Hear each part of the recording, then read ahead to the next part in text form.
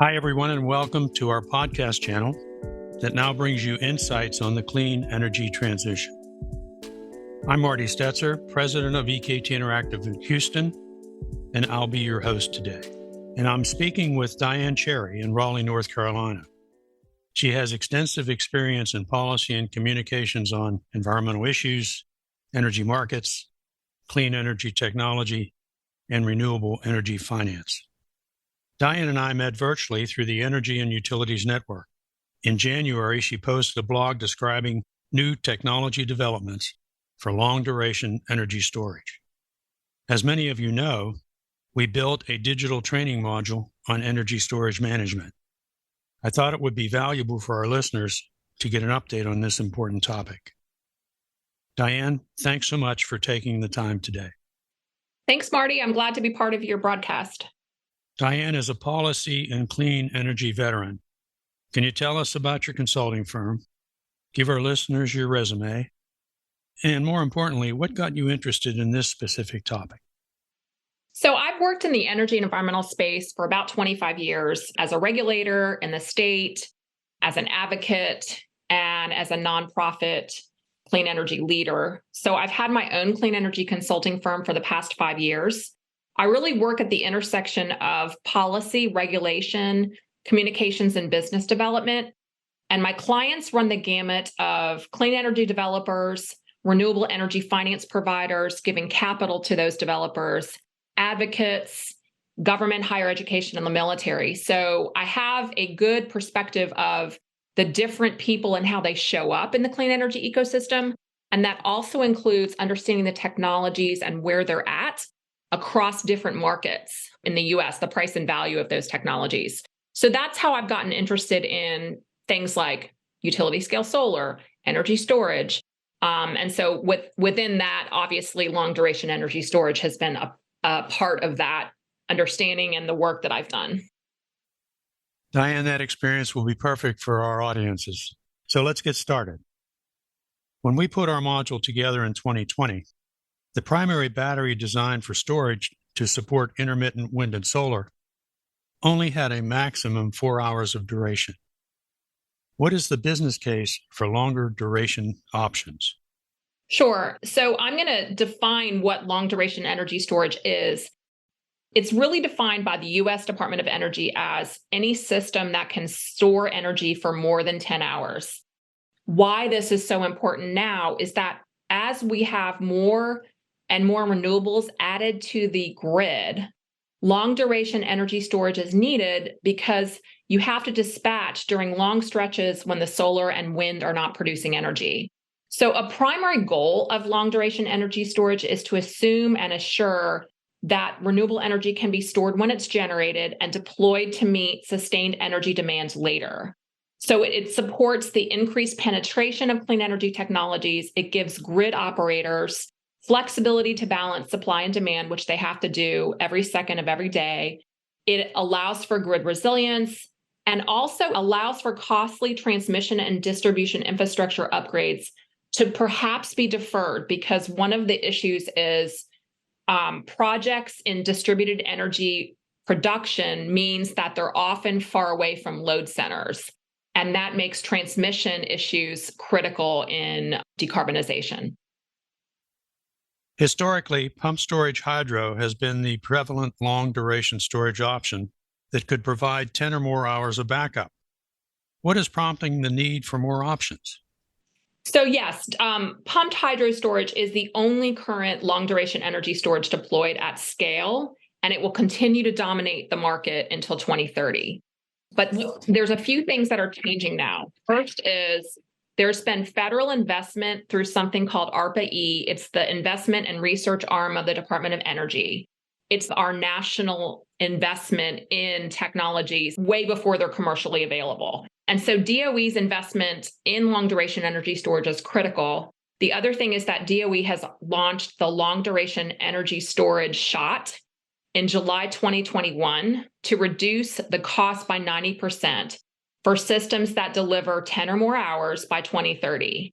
So all of a sudden, we have this shot in the arm of investment. We have a lot of focus on developing and making sure the costs come down So when you combine that with the fact that we now have a net carbon grid, we want to achieve a zero net carbon grid, a target the Biden administration set for 2050. We want to be able to displace and dispatch low carbon power when it's needed and accelerate the fossil fuel transition. So if you can remember, we've had coal retirement going on for years, and there's been a lot of focus on putting natural gas in place of those.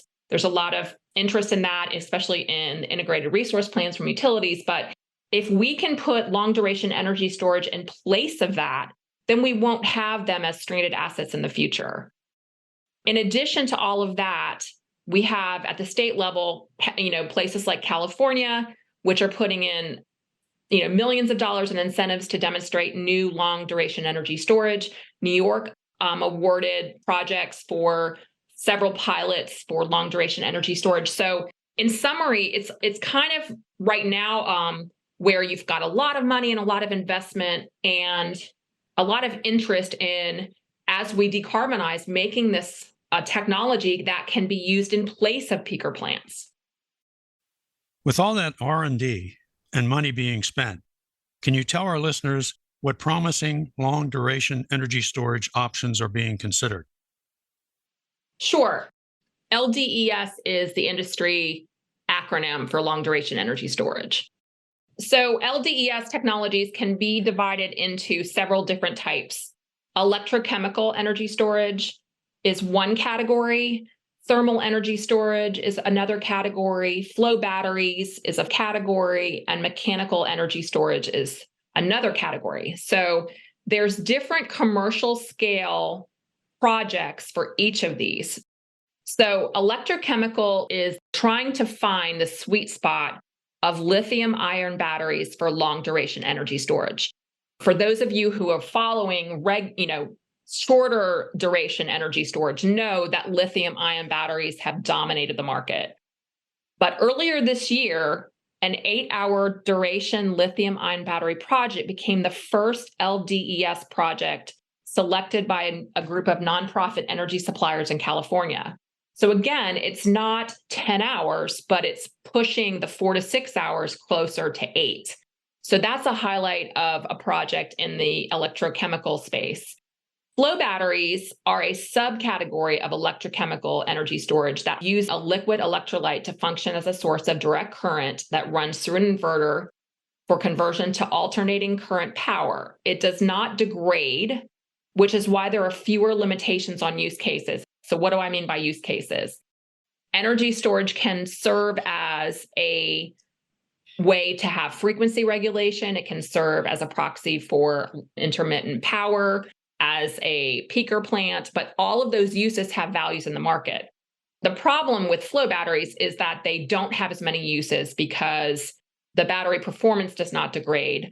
But while it has continual performance, it stands out compared to lithium ion, which exhibit greater performance degradation if they are cycled multiple times a day. Flow batteries are based on two different compounds, vanadium and zinc. So I know that's a lot of sort of granular detail, but it's important to consider LDES, the category you're talking about, and then whether or if they have pilot projects and where they're, what market are they in, what state, for example, and who's financing that. What it illustrates is that there's many different avenues to pursue LDES. Diane, that was a great job on taking something that's so granular and making it easy listening. Now I have a two-part question. What programs around the world and in the U.S. are relevant? That's A. And B, is the U.S. ahead of or behind other countries in this technology? Sure. I'm going to start with the U.S. first. We are at an epicenter now for long-duration energy storage, and for several reasons. First, we had the passage of the Inflation Reduction Act, which allows energy project developers for the first time to benefit from a broad, bankable, and stable set of tax incentives. If you can remember, we were always at the point where we would get it and the Congress would be about to adjourn, and then they were like, well, let's extend the tax credits for another couple years. And now with the tax credits for for clean energy technologies extending out to 10 years. It brings long-term certainty. And for once, we have battery storage as part of that, standalone energy storage as part of that tax credit. So that gives a very good marker for the United States to say, we care about these technologies and we want to see them in the market, and gives developers certainty, which is a huge factor when you're financing projects. The long duration energy storage ecosystem in general has been labs and research institutions. So back when I was talking about ARPA-E investment for the Department of Energy, that's the kind of funding that typically goes into national labs. And that funding often goes into research institutes around the country and universities. But we're still at a very early stage. So national labs are so important to the United States, but we lag behind China, South Korea, and Japan in research funding. So they have a much more industrial policy focus of the government will pay for and invest in early promising technologies. And it doesn't just have to be clean energy, but because of that, they tend to be higher up the learning curve. So what's happened really is that the sector of long duration energy storage, or LDES, has struggled to go from promising ideas to promising businesses, and funding has been a critical reason why. We're going to have the case that technology developers developing these solutions are going to struggle to scale cost effectively anytime before 2030. So let's consider, with that background of sort of how we approach things differently in the US than, say, in Asia, what is the development for geographies of this market? For the Asia Pacific region, vanadium redox flow batteries and compressed air energy storage has been accelerating rapidly in China, and it's largely driven by policy support. The largest redox flow battery energy storage system is 100 megawatts connected to the grid in Dalian, China. European countries have been really a lot less enthusiastic to invest in long duration energy storage, with the exception of the United Kingdom. One of the biggest LDES electrochemical hopes is a company that's named Form Energy, which is an alternative battery player. That company has raised $800 million for iron air batteries that can store 100 hours of energy at system costs that are competitive with conventional power plants. So there's been a lot of focuses on a specific company for a specific pilot, but we just don't see investment yet at a scale that's before 2030. So I'll just sort of stop there. Diane, still certainly sounds like there's a lot happening. So where do you see LDES developments going in the future? I want to back up to a couple of companies that are making some inroads. One is Form Energy. I mentioned that they have a project in West Virginia, of all places. Xcel Energy, which is the investor and utility up there, they're developing a 10 megawatt multi-day energy storage system in Puebla, Colorado. Third Derivative has backed half a dozen flow battery startups. So there are places in the United States where projects and companies are making inroads into LDES. But while there's no favorite LDES winner, so there's no one that has said, this is the one technology, the one way to go, it ultimately depends on the value propositions that put it in a different league than lithium-ion batteries, because lithium-ion has had such a stronghold on the energy storage market. Any leading LDES technology has to demonstrate more than just a marginal benefit over at lithium-ion. So by targeting a niche application, any long-duration energy storage technology providers have to more easily able to demonstrate its distinct values to the market. And I think that's what's really hard. It's like everyone's been so focused on lithium-ion. It's got to be lithium-ion. It must be lithium-ion. But you have to have a huge benefit over that for there to be a winner other than that. Diane, in addition to Form Energy, are there other industry leaders in this field that our international listeners should start to follow? Yes. So I'm going to go back to Europe. One is in Italy. It's called Energy Dome, is an Italian startup that's developed a new technology for large-scale and long duration energy storage. They have a patented technology based on a thermodynamic process that uses carbon dioxide to preserve electricity at low cost and then has a better round trip efficiency. I'm not a chemist, but they have gotten a lot of attention. Highview Power Storage, which is in the United Kingdom, has a liquid air energy storage solution that can deliver enough electricity to power over 200,000 homes for 12 hours in 2 weeks. So clearly we are seeing, examples in the United States. We have a startup called Antora Energy, which utilizes zero carbon heat and electricity to electrify heavy industry. Heavy industry is a huge issue for CO2 emissions, and decarbonizing that sector of the economy is going to continue to be challenging. So I think, it's you can focus all day on, here's a pilot here or here's an example here. I just think we're not where the industry as a whole, the sector as a whole for long duration energy storage can say, this is the way to go. This is the one technology, because you have to look at the use cases for it. You have to consider how much research is funded it, whether there's enough pilots that have gone out of the lab into grid scale application. We're not there yet. So it's an interesting time to have the conversation because it matters. But if we were having this conversation in 5 years, it would be a very different discussion. As an ME with a focus on heat transfer and thermo, I'm certainly going to check out the Energy Dome application that's in Italy. Thanks for mentioning it. And thanks so much for your insights. They'll surely be valuable to your audience and our own community of 8,500 EKT Interactive followers. Are there other resources available in this topic that you can recommend? Sure. So my website, DianeCherryConsulting.com, has 2 or 3 blogs of fairly long length that really describes more about the different categories of long duration energy storage. It describes which category of long duration energy storage makes sense for which use case.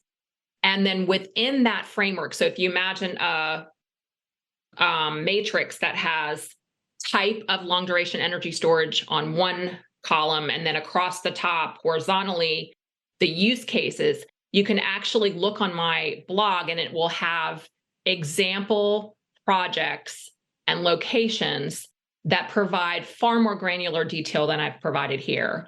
So I would encourage anyone to go on my website and find those couple of blogs. And anyone can also email me, dianedcherry@gmail.com, and I will be happy to answer any more questions.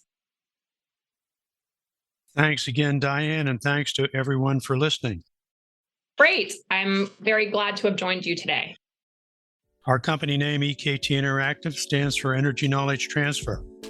We digitally capture the extensive knowledge of clean energy industry experts like Diane. If you are a professional that is new to the oil, gas, power, or renewables industry and want to quickly learn how that industry works, check out our digital on-demand training series at www.ektinteractive.com.